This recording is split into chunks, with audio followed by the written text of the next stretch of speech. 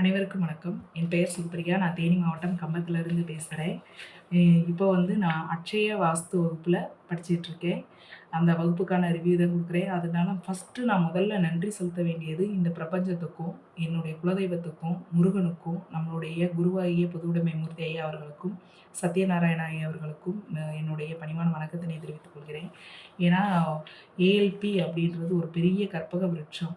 அந்த கற்பக விருட்சம் கேட்டதெல்லாம் கொடுக்குது. அது மட்டும் இல்லாமல் அதை நம்ம சரியான முறையில் பயன்படுத்தி சரியான முறையில் அந்த இதில் நம்ம ஃபாலோ பண்ணி போடணும்னா அடுத்தடுத்த கிஃப்ட்டு நம்மளுக்கு ஆட்டோமேட்டிக்காக ரெடியாக இருக்குது. அதில் பெரிய கிஃப்ட்டு தான் இந்த அட்சய வாஸ்து வகுப்பு. இந்த வகுப்பில் சேர்ந்ததுக்கு நான் ரொம்ப புண்ணியம் பண்ணியிருக்கணும்னு நான் நம்புகிறேன். ஏன்னா இப்போ எப்படி நம்ம ஏஎல்பி அட்வான்ஸ் கிளாஸ்லேயோ ஏஎல்பி பேசிக் கிளாஸ்லேயோ எந்த ஒரு விஷயமும் தெரியாமல் இருந்து அப்படியே படிப்படியாக அடுத்து நிகழ்வுகளை துல்லியமாக நம்ம சொல்கிற அளவுக்கு முன்னேற வச்சாங்களோ, அதே மாதிரி வாஸ்துலையும் எங்களுக்கு பேசிக்காக எந்த இதுவுமே தெரியாது. எந்த ஒரு ஐடியாவும் தெரியாது. ஆனால் ஐயா அவர்கள் வகுப்பில் எப்படின்னா, அப்படியே ஸ்டெப் பை ஸ்டெப்பாக ஃபஸ்ட்டு நம்ம கடைப்பிடிக்க வேண்டிய செயல்கள் என்ன செய்யணும், பேசிக்காக நம்ம வீட்டில் என்னவெல்லாம் செய்யணும், ஒரு வாஸ்து நம்ம வீட்டில் சிறப்பாக செயல்படணும் அப்படின்னா பேசிக்காக நம்ம வீட்டில் நம்ம செய்ய வேண்டிய செயல்முறைகளை ஃபஸ்ட்டு விளக்குனார். அதை நாங்கள் கடைப்பிடிக்க ஆரம்பிச்சதுலேருந்து வீட்டில் ஒரு நல்ல மாற்றம் இருந்துச்சான்னா கண்டிப்பாக மாற்றம் இருந்துச்சு. அதே மாதிரி வாஸ்து கிளாஸ்லையும் எப்படின்னா சின்ன சின்ன விஷயங்கள்லேருந்து பெரிய விஷயங்கள் எப்படி என்ன காரகத்துவங்கள், எப்படி அதை நம்ம செயல்படுத்தணும், அதனால் பயன்கள் என்ன, விளைவுகள் என்ன, அதை எப்படி நம்ம பயன்படுத்தணுன்றத அப்படியே ஒரு மெதுவாக ஒரு குழந்தைக்கு ஊட்டுற மாதிரி ஒரு அம்மா எவ்வளோ அன்போடு ஊட்டி அந்த பிள்ளைக்கு நம்மளுக்கு சொல்லிக் கொடுப்பாங்களோ அது மாதிரி மெதுவாக சொல்லி கொடுத்துட்டு அதில் இருக்கக்கூடிய என்ன பிரச்சனை எதனால வந்துச்சு. ஏன்னா இப்போ நாங்கள் எங்கள் வீடெல்லாம் வாஸ்து பார்த்து தான் கட்டினோம். வாஸ்து பார்த்து கட்டினாலும் நிறைய வாஸ்து குறைபாடுகள் இன்றைக்கி நம்ம வகுப்புக்கு வந்ததுக்கப்புறம் ஏன் இவ்வளோ பிரச்சனைகள் நடந்துச்சு, எதனால நடந்துச்சு அப்படின்னு பார்க்குறப்ப அதுவும் ஒரு காரணமாக அமைஞ்சிருக்கு. அதே மாதிரி ஐயா அவர்கள் சொன்னாங்க 75% ஜாதகம், 25% வாஸ்து. அப்போ நம்ம இன்டர்னல் மார்க்கான 25% சரிப்படுத்திக்கிட்டோம்னா 75%ம் சரியாகிறதுக்கான வாய்ப்புகள் இருக்குது. 75%ல் எப்படி அதை அந்த 25 கரெக்ட் பண்ணுறது அப்படின்றத நம்ம அந்த 75%ல் தான் ஜாதகம் மூலியமாக தான் பார்க்க முடியும்.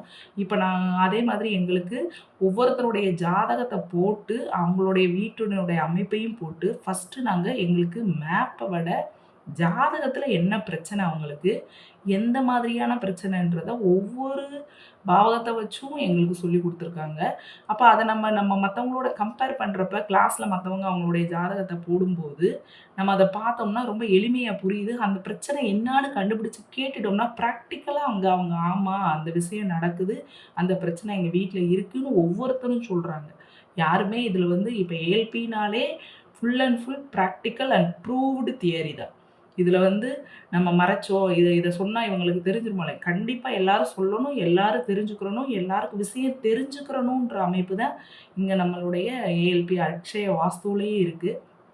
கண்டிப்பாக ஏஎல்பி ஸ்டூடெண்ட்ஸ் அனைவருமே அக்ஷய வாஸ்துவும் படிக்கணும். ஏன்னா அக்ஷய வாஸ்து அவ்வளவு ப்ரூவ்டு ஒன். யாருக்குமே அவ்வளவு ஈஸியாக நம்ம அதை கடந்து போயிட முடியாது. அதை பார்க்கும்போதே நீங்கள் நம்ம வாஸ்து கிளாஸ் அட்டன் பண்ணிவிட்டு நம்மக்கிட்ட ஜாதகம் பார்க்க வரவங்கக்கிட்ட நான் இப்போ பார்த்துருக்கேன். என்னுடைய டெய்லி 1, 2 ஜாதகங்கள் நான் பார்த்துக்கிட்டே தான் இருக்கேன். என்கிட்ட வர்றாங்க அவங்கக்கிட்ட. இப்போ நான் இந்த வாஸ்துக்குரிய பலாபலன்களையும் அவங்களுக்கு கேட்கும்போது ஆமாம் அப்படின்னு சொல்கிறாங்க. ஏன்னா எனக்கு நம்ம ஜோதிடராக இருந்தாலும் வாஸ்துக்கான அந்த பிரச்சனையை நம்ம ஜாதக கட்டத்தில் கண்டுபிடிக்க முடியுமானா ஈஸியாக கண்டுபிடிக்க முடியுது. அது முடிஞ்சு நம்ம அவங்கக்கிட்ட கேட்டால் ஆமான்னு தான் பதில் வருதே தவிர இல்லைன்ற பதில் நானும் எனக்கு தெரிஞ்சு இப்போ இந்த கிளாஸ் ஆரம்பித்ததுலேருந்து கிட்டத்தட்ட ஒவ்வொரு விஷயங்கள் தெரிய நான் என்கிட்ட வரவங்கக்கிட்ட ஒரு அந்த கேள்விகளை கேட்கும்போது ஆமாங்க அப்படிதாங்க இருக்குது அப்படின்னு சொல்கிறாங்க. அதே மாதிரி அந்த பிரச்சனைகளுக்கு நம்மளுடைய வகுப்பில் என்ன பரிகாரம் அப்படின்னா, இப்போ சாதாரணமாக ஒரு வாஸ்து நிபுணர்னா என்ன செய்வாங்க, இந்த மூலைகள் இப்படி இருக்கணும், திக்குகள் இப்படி இருக்கணும் அப்படின்னு சொல்லிட்டு போயிடுறாங்க. ஆனால் அது எவ்வளோ நாளைக்கு எந்த டைமில் பாதிக்கும், எப்படி பாதிக்கும், யாரை பாதிக்கும் அப்படின்றது எல்லாத்தையும் சரியாக கணிக்க முடியும்னா அது ஒரு ஏஎல்பி அக்ஷய வாஸ்து கன்சல்டன்ட்னால மட்டும்தான் முடியுன்றது ரொம்ப நிதர்சனமான உண்மை.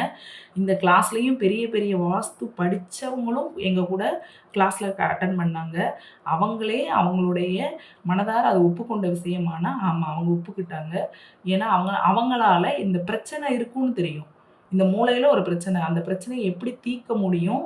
எவ்வளவு நாளைக்கு அந்த பிரச்சனை வரும்? எப்ப தீரும்? அப்படின்றதுக்கு ஒரு முடிவு எங்க கிடைக்கும்னா, நம்ம அக்ஷய வாஸ்துல மட்டும் தான் அதுக்கான பலன்கள நம்மனால சொல்ல முடியும். அந்த ஒரு முழுமையான தீர்வு எங்க கிடைக்கும்?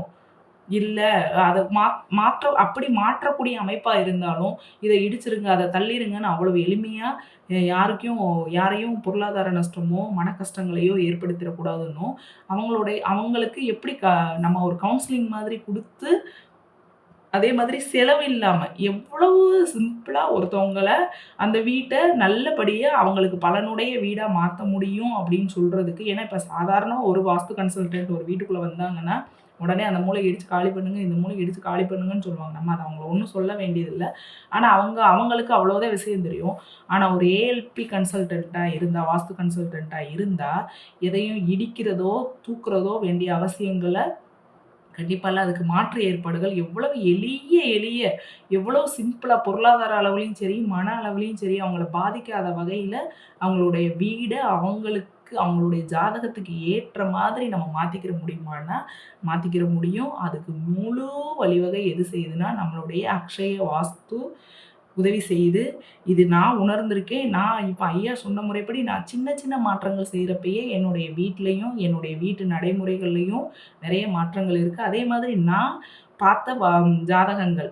ஏன்னா இப்ப வீட்ல ஆஃபீஸ் போட்டு நான் பார்த்துட்டு இருக்கப்ப, ஒருத்தர் 2 பேர் வர்றாங்க. எப்படி ஒரு நாளைக்கு 1, 2 நாளும் நான் ஜாதகம் பார்க்கணும். இப்ப பார்க்கும்போது நான் சொல்றத அவங்க ஏத்துக்கிறாங்க.